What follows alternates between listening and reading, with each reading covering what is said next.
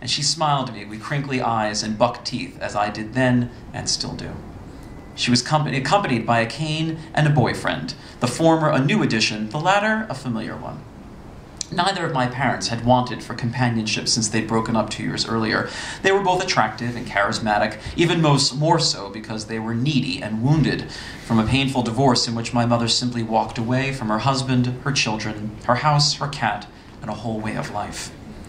But at 14, I was still too young to appreciate the sheer achievement of landing a guy a mere 2 months after having been immobilized in traction at Mass General, while the enzymes from her pancreas leaked into her body, literally eating her alive. I instantly liked this new boyfriend, her third, by my count. Like the other two, he was an Irishman with a roguish twinkle about him, though he was tall and lean, hovering over my tiny mother protectively and calling her Megan. Her name was Mary, but when she'd moved to the Cape a year earlier, she started going by Meg, her initials, because there was another Mary in the travel agency where she worked. I found the new name a little disorienting, but not so much as her calling him Mark, which she had to because that was indeed his name. A minor inconvenience, particularly since Mark was putting the two of us up at the Copley Plaza. It was in our room, the first I'd ever stayed in, where they put mints on the pillows, that she tried to explain to me what had happened to her.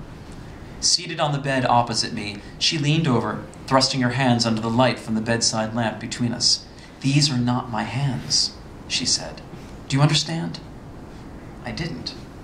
Those were her hands. Veiny, prematurely old, Portuguese peasant hands. "These are not my hands," she repeated, turning them over in the light. Gripping her arms, she said, "This is not my body. I am not the person I was."